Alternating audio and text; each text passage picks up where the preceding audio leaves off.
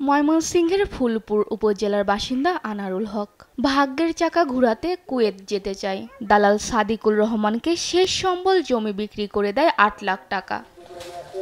সুন্দর ভবিষ্যতের আশায় গেল ১৬ জুলাই রওনা দেয় কুয়েতের উদ্দেশ্যে। তবে সাদিকুল চালাকি করে ভ্রমণ ভিসায় আনারুলকে পাঠান ভিয়েতনাম।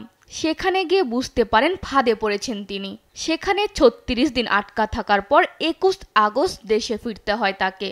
দেশে ফিরে সাদিকুলের কাছে টাকা ফেরত চাইলে শুরু হয় নানা টালবাহানা। আমার বাপে ৮ লাখ টাকা অনেক ঋণ করিয়া জমি বন্ধক দিয়া সুদি করিয়া টাকা দিছে, সাদিকুল্লে দিছে।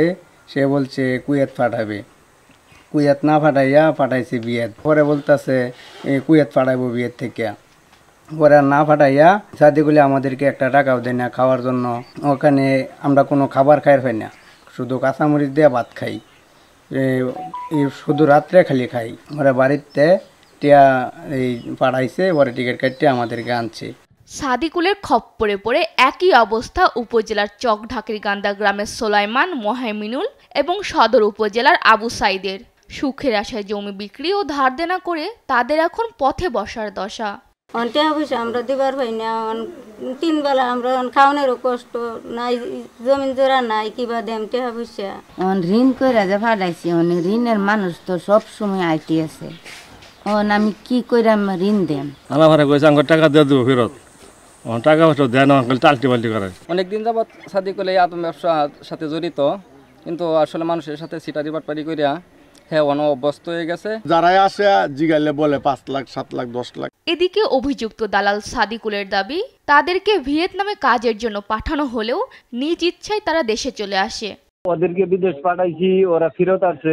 আমি ফেরত আমার ইচ্ছা আমি আনি নাই, ওদের ইচ্ছা ওরা আইছে। ওদেরকে তো আমি কাজ দিয়েছিলাম, কাজ তো ওরা করে নাই। ২ দিন কইরা ওরা ফেরত আইসা করছে। আর আসার সময় তো ওরা বলছিল যে আমাদেরকে ফেরত নিয়ে যাও, আমাদের টাকা পয়সা কোনো দাবি দেওয়া নাইকা। ভিয়েতনামে ওদেরকে বইলাইতে পাঠানো হয়েছে, ওরা সম্মতি দিছে দিকে তো পাঠাইছে। আমি তো আপনি যদি কোথাও না যান, আপনার জোর করে আমি পাঠাইতে পারবো বলেন? প্রলোভনে পড়ে মানুষ যেন বিদেশ গিয়ে নিঃস্ব না হয়, সেই লক্ষ্যে দালালদের বিরুদ্ধে কঠিন ব্যবস্থা নেওয়ার দাবি সচেতন মহলের।